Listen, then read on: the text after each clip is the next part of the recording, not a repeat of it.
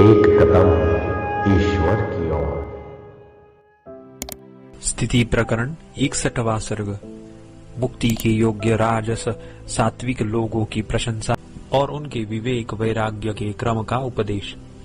श्री वशिष्ठ जी ने कहा, हे वत्स श्री रामचंद्र जी, जो विचारणा की योग्यता को प्राप्त पुरुष राजस सात्विकी पूर्व जन्म की कर्मोपासना से पृथ्वी में उत्पन्न हुए हैं, वे महागुणशाली पुरुष जैसे आकाश में चंद्रमा प्रकाशमान रहते हैं, वैसे ही सदा प्रसन्न और प्रकाशमान रहते हैं। जैसे आकाश मेघों से की गई मलिनता को प्राप्त नहीं होता, वैसे ही वे भी मानसिक दुख को प्राप्त नहीं होते हैं।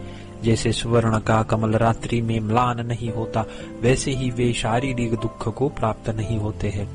जैसे स्थावर वृक्ष आदि प्रारब्ध भोग से अतिरिक्त कोई दूसरी चेष्टा नहीं करते हैं, वैसे ही वे भी ज्ञान और ज्ञान साधनों की सिद्धि के सिवा अन्य वस्तु नहीं चाहते हैं। और जैसे वृक्ष अपने पुष्प फल आदि से रमता है, वैसे ही वे भी अपने सदाचारों से रमते हैं।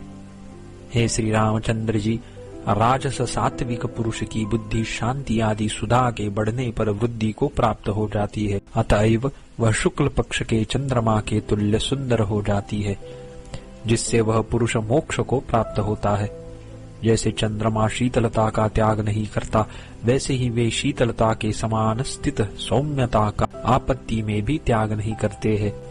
मैत्री आदि गुणों से मनोहर प्रकृति से ही वे ऐसे विराजमान रहते हैं, जैसे कि नूतन गुच्छों से शोभित लता से वन के वृक्ष शोभित होते हैं। सब पर समान दृष्टि रखने वाले, एकमात्र परमात्मा में अनुराग रखने वाले, सदा सौम्य, साधुओं से भी बढ़कर साधु समुद्र के तुल्य मर्यादा धारण किए हुए पुरुष आपके तुल्य है।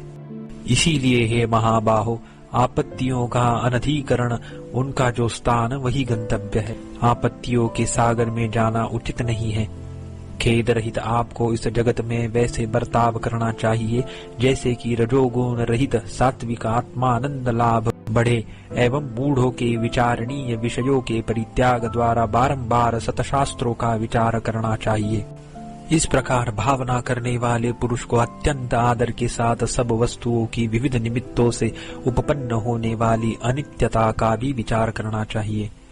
हे श्री रामचंद्र जी, इस प्रकार अनित्यता का विचार कर रहा विशुद्ध बुद्धि वाला पुरुष अज्ञान को बढ़ाने वाले मिथ्या असम्यक दर्शन का त्याग कर पहले ऐहिक विषयों के उपभोग के योग्य लौकिक क्रिया की, मरने के बाद उपयोग में आने वाली पारलौकिक क्रिया की और उन क्रियाओं के फल पशु पुत्र धन स्वर्ग विमान अप्सरा आदि पदार्थों की ये आपत्ति ही है, ऐसी भावना करे। ये संपत्ति है, ऐसी भावना कभी न करे। आगे कहे जाने वाले विचार रूप ज्ञान का असीम पर ब्रह्म रूप वस्तु को प्राप्त करने के लिए साधु सत्तीर्थों के साथ विधिवत प्राप्त हुए सेवा आदि प्रयत्न द्वारा प्रसन्न किए हुए गुरु से, हे प्रभु, मैं कौन हूँ, यह संसार आडंबर कैसे उत्पन्न हुआ, इत्यादि सभी नए प्रश्न पूर्वक विचार कर स्मरण करना चाहिए। कर्मों में निमग्न नहीं होना चाहिए और अनर्थकारी लोगों के साथ संगति भी नहीं करनी चाहिए। सब प्रिय वस्तुओं का विच्छेद संसार मात्र के लिए अवश्यंभावी है, ऐसा सदा विचार करना चाहिए। जैसे मयूर मेघों का अनुसरण करता है, वैसे साधुओं का ही अनुसरण करना चाहिए। आभ्यंतर अहंकार के उससे बाहरी शरीर के उससे भी बाहरी पुत्र मित्र आदि संसार के जो तीन सागर तुल्य है, नौका रूप आत्म विचार को पूर्ण करके सत्य का ही अवलोकन करना चाहिए। अस्थिर शरीर का और अहंकार का त्याग कर अत्यंत कल्याणकारी जिसने मोती की माला को व्याप्त कर रखा है, ऐसा मोती माला के अंतर्गत सूत के समान सब देह अहंकार आदि के अंतर्गत चिन्मात्र का ही अवलोकन करना चाहिए। उस नित्य विस्तृत सर्वत्र व्याप्त सर्वभावित कल्याणकारी परम पद में जैसे सूत में मणिराशियां पिरोई रहती हैं, वैसे ही यह सारा जगत पिरोया हुआ है।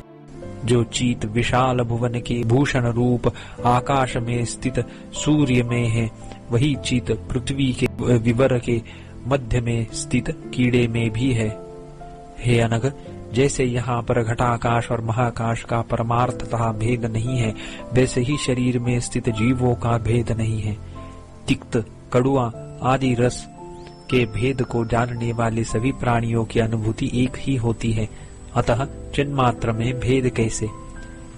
भाव यह है कि जैसे एक पुरुष से अस्वादनीय तिक्त कड़ुआ आदि रस का भेद होने पर भी उनके अनुभव का भेद नहीं है, वैसे ही देहादि का भेद होने पर भी चिन्मात्र में भेद नहीं है। जबकि एकमात्र सद्वस्तु ही सदा स्थित है, तब यह उत्पन्न हुआ, यह नष्ट हुआ। इस प्रकार की उत्पत्त्यादि विषयक मूढ़ जनसाधारण आपकी बुद्धि शास्त्रीय नहीं है। हे श्री रामचंद्र जी, जो उत्पन्न होकर विलीन हो जाती है वह वस्तु नहीं है, वह आभास मात्र है, न वह सत है और न असत है।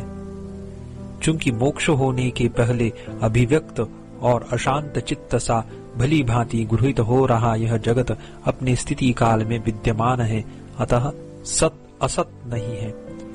मोह की निवृत्ति होने पर तो मोक्ष प्राप्ति से पहले भी जो यह है ही नहीं, तो मोक्ष काल में यह सुतराम नहीं है, अतः सत भी नहीं है। मोह जाल यदि अत्यंत असत है तो भला बतलाइए, पुरुष ज्ञान द्वारा किसका निराश करेगा?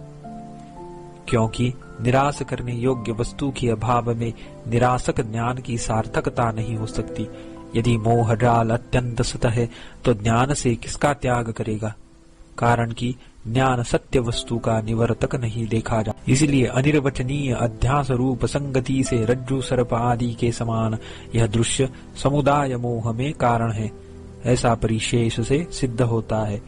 यदि जगत असत है तो यहाँ पर मोह कैसे? यदि वह सत है तो मोह का कारण कैसे? इसीलिए सदा शांत हुए आप जन्म मरण और स्थिति रूप संसार में आकाश के समान समदृष्टि होइए। 61वां सर्ग समाप्त।